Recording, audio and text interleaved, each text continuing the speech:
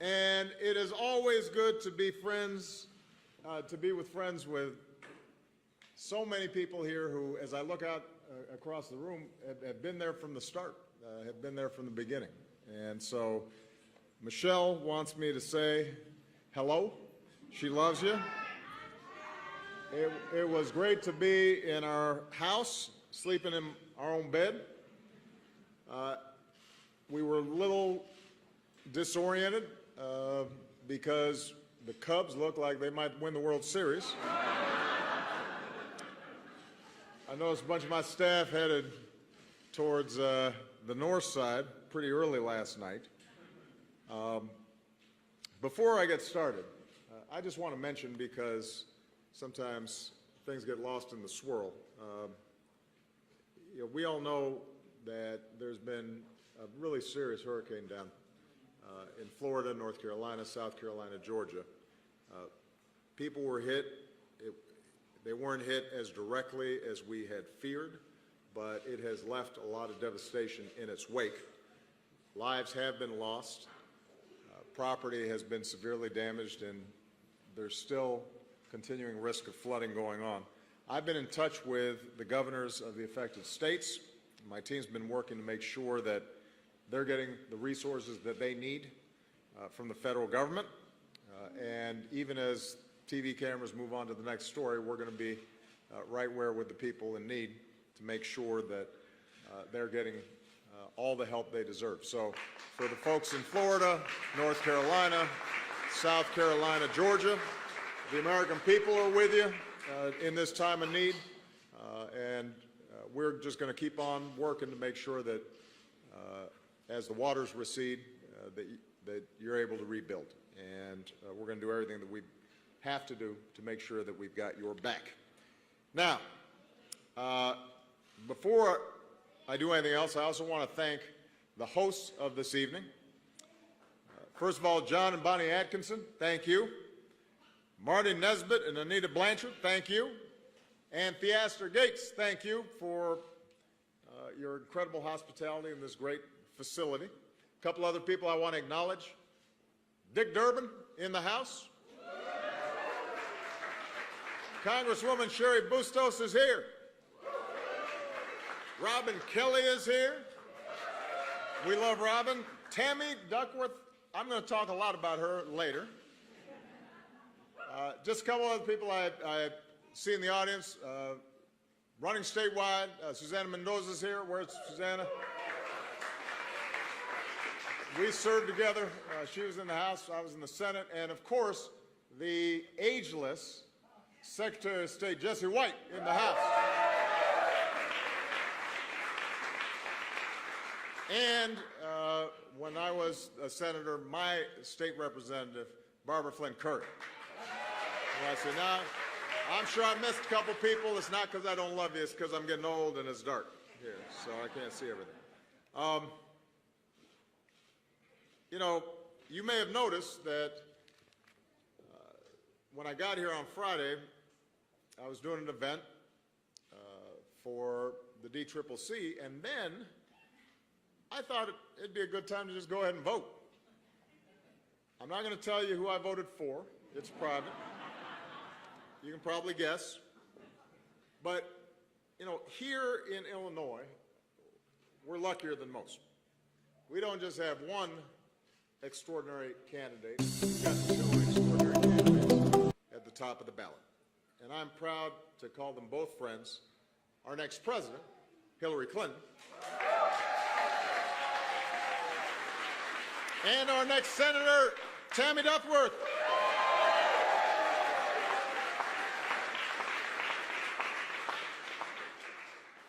And I've had the pleasure of knowing Tammy for a long time.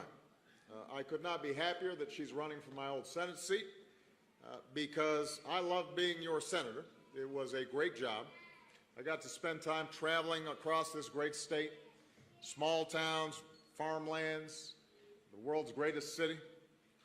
And what I always explain to people is Illinois is a microcosm of the country, more representative than any other state of the broad diversity of America. It's a place where Democrats and Republicans and independents and people of goodwill of all races and faiths share certain bedrock values. If you rank 50 states across the categories of age and education, household income, race, religion, then the land of Lincoln is the best mirror for who we are. And I also learned that if you're willing to listen, it's possible to bridge a lot of differences. I learned that most folks know that issues are complicated and they're not solved by sound bites, that there's a need for both idealism and practicality, that you have to be able to be bold but not reckless and take responsibility. We know what can and cannot be compromised, and even admit occasionally that the other side has a point.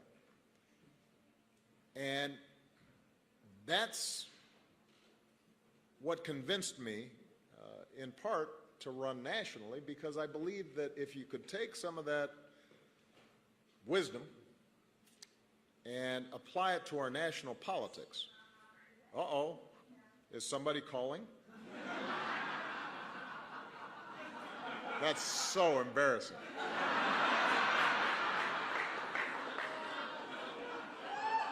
That's all right.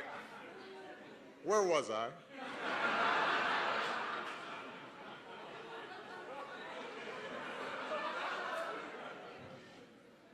The notion is that if we could apply that same common sense and that same sensibility, the belief that we're all in this together, that we're not enemies, we're on the same team, we have differences, but those differences should and can and must be bridged. If we could apply that at the national level, then it would make an enormous difference. That's what led me to run for president. That's the vision that's guided me as your president. And I'm here to tell you that that's the vision that Tammy Duckworth shares. That's why all of you have to do everything you can to make sure that we send this outstanding member of Congress to the United States Senate. Look, all of you know Tammy's amazing story. She's the daughter of a veteran and the daughter of an immigrant. She was a war hero who lost both of her legs when a rocket-propelled grenade struck the Black Hawk helicopter that she was piloting in Iraq. But she never stopped serving her country after she got home. She is a tireless advocate on behalf of her fellow veterans. She's a working mom, a champion for the middle class.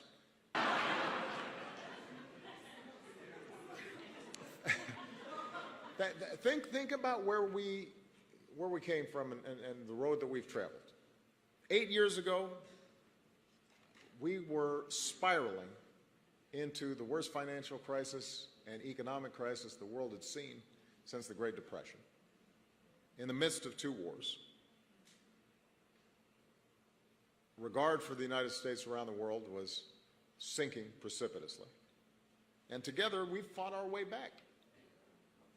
Cutting unemployment in half, helping our businesses create more than 15 million new jobs, slashing our dependence on foreign oil, doubling our production of renewable energy, reducing the deficit by almost 2/3, getting income rising again, poverty falling again, covering another 20 million Americans with health insurance so that we're cutting our uninsured rate to an all-time low. Bin Laden is gone. Marriage equality is a reality from coast to coast. The work that we've been able to produce, even with all the obstruction, has been remarkable. But I'm telling you right now, all that progress is at stake in this election. We should be building on that success and creating even more progress. But if we don't do our jobs in this election, it can all be wiped away. So we've got to elect leaders who are going to keep building an economy that works for everybody, not just for those at the top, but for folks at the bottom who are struggling to get into the middle class, and a middle class that's been hard-pressed and is just now starting to see their wages and incomes grow. That's what Tammy believes in, an America that says no matter who you are, where you came from, what you look like, what kind of disability you may have, what faith you are. If you work hard, you should be able to get ahead here in the United States of America. So when it comes to students, Tammy and I have a plan to make community college tuition free if you're willing to work for it. She's fighting to help people refinance their student loans, expand Pell Grants, make sure that there's not a striving young student out there that feels that finances are preventing them from being able to achieve their dreams. When it comes to veterans, I don't have to tell you, Tammy is a passionate advocate with a record to match, because she knows what it means for our veterans to have the kinds of services that they have earned and the way that they can serve America even after they've put away the uniform. That's why I chose her to serve as my Assistant Secretary of the VA, where she helped to cut the number of homeless veterans in half. In Congress, she worked to put more vets back to work, to protect service members from predatory lending. And with Tammy by my side, I was proud to sign the Clay Hunt SAV Act to improve mental health care for our returning heroes. That is saving lives right now, and that's because of Tammy.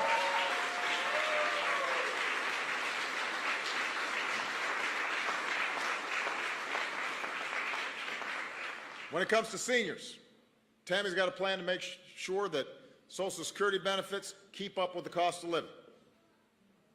She'll pay for it in a responsible way by closing tax loopholes that benefit folks who frankly don't need another tax loophole. She's going to work to make sure that all Americans can enjoy security in their retirement. And when it comes to improving relations between law enforcement and communities they serve, something that obviously is of great importance here, Tammy's working for comprehensive criminal justice reform that will make a difference. Everything from funding body cameras for cops to forgiving the loans of law graduates who serve their communities as prosecutors or public defenders. And she's going to invest in creating more jobs and opportunities for all of our young people, and I'm going to be working alongside her even after I'm finished being president to make sure that we're bringing those opportunities to all of Chicago, because our young people deserve it. So that's what Tammy believes in. Don't let anybody tell you there's not a clear choice in this election.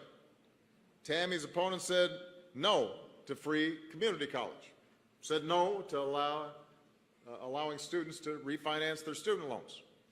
It's been silent on expanding overtime pay for hardworking Americans.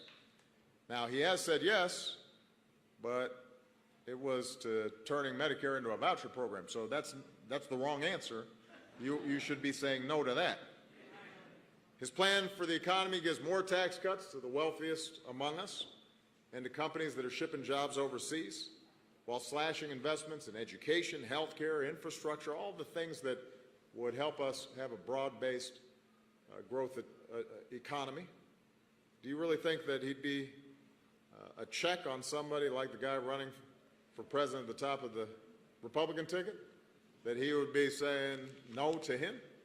Are we really going to risk giving Donald Trump the majority he needs to roll back all the progress that we've made over the last 8 years? I don't think so. No. You know, one of the most disturbing things about this election is just the unbelievable rhetoric coming at the top of the Republican ticket. I don't need to repeat it. There are children in the room. But demeaning women, degrading women, but also minorities, immigrants, people of other faiths, mocking the disabled, insulting our troops, insulting our veterans. That tells you a couple things. It tells you that he's insecure enough that he pumps himself up by putting other people down. Not a character trait that I would advise for somebody in the Oval Office. It tells you that he doesn't care much about the basic values that we try to impart to our kids. It tells you he'd be careless with the civility and the respect that a real, vibrant democracy requires. And it sure as heck tells you he's never met somebody as tough or smart or patriotic as Tammy Duckworth. You want to see leadership, that's the kind of leadership that you've got to look for.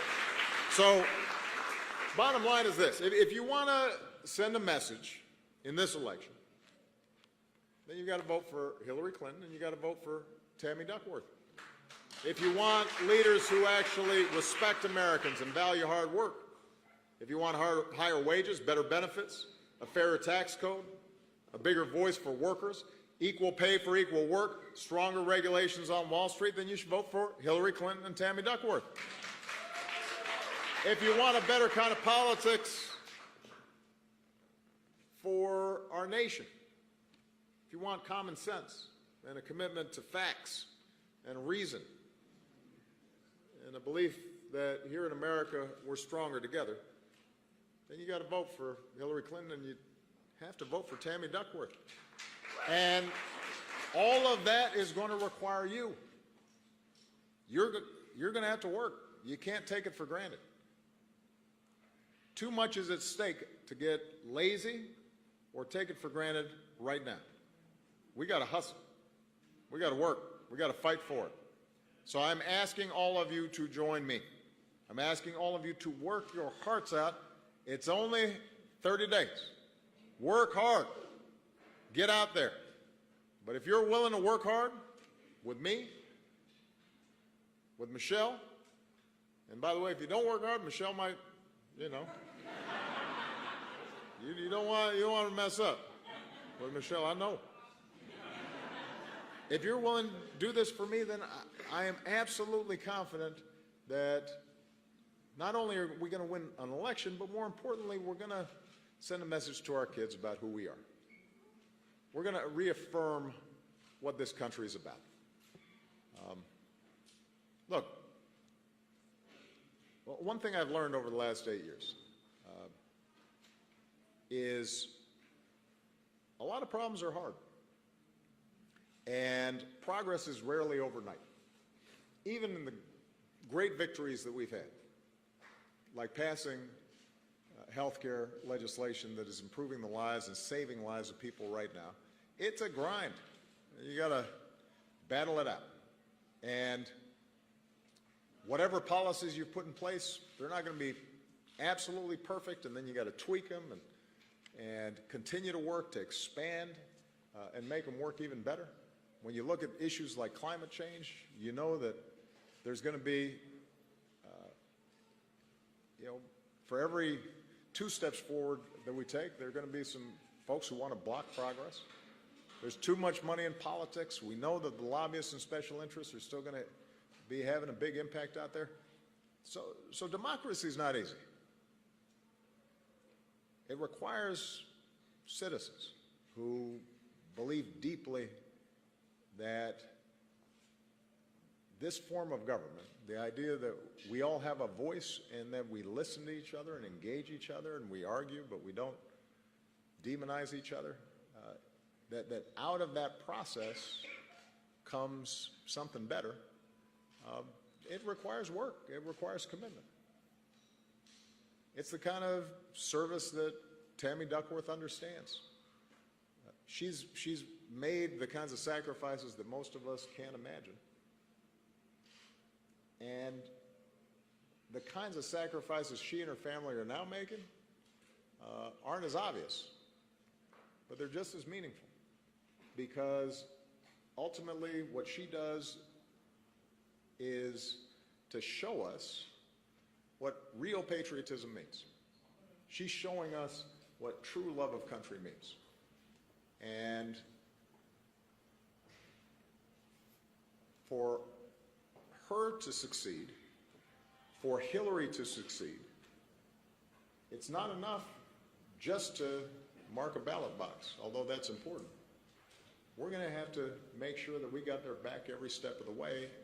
And I can tell you, this has been the honor of my life serving as president. I'm very much looking forward to life as a private citizen. But